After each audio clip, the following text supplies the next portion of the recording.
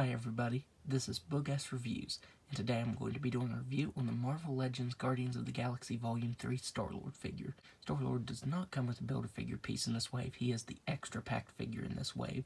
The only accessories that he actually comes with are his new blasters. So before we take a look at the rest of the figure, let's go ahead and take a look at those. These new blasters are sculpted really nicely. I was surprised at the little textures that it has there on the handle, and that nice silver paint. That looks really cool. Hasbro did a really good job on these. Star-Lord does not come with a helmeted head sculpt, but if you have any of the previous Volume 2 Star-Lord figures, the head fits on there very nicely. So now let's go ahead and take a closer look at his main head sculpt. So taking a look at this head sculpt, Hasbro did a phenomenal job on this. It looks just like Chris Pratt. This is probably the best Chris Pratt likeness that we've got on a Marvel Legends Star-Lord figure.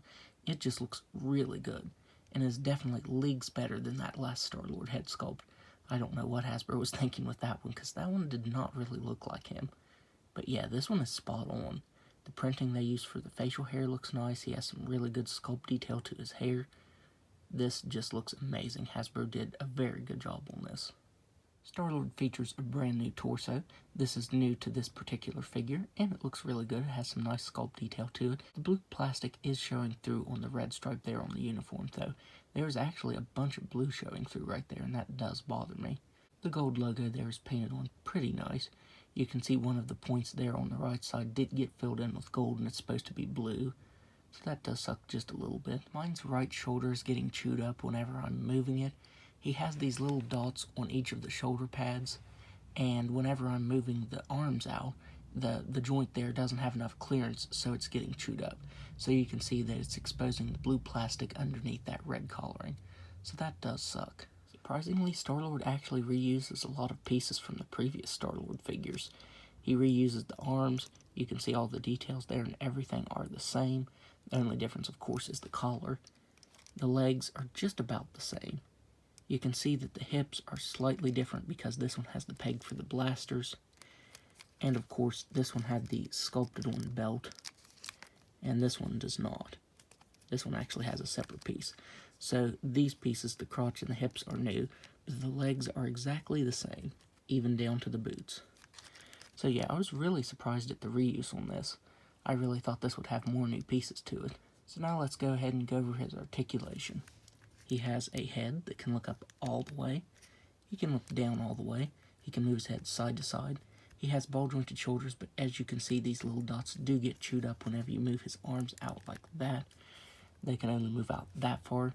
He has swivel at the bicep, double-jointed elbows that can bend in all the way, swivel at the wrist that can move side to side and up and down. He has an ab crunch that can move back just a little bit. He can crunch forward all the way. He has a swivel at the waist that can move side to side, hips that can only move out that far. He can kick forward all the way. He can kick back all the way.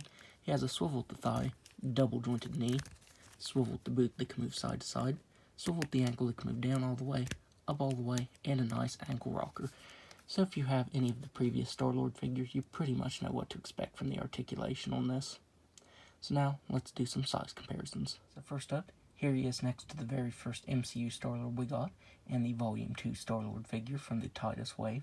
Here he is next to the Volume 2 Star-Lord from the Ego 2-pack, and the Volume 2 Star-Lord figure from the Mantis Build-A-Figure. Here he is next to his Love and Thunder version.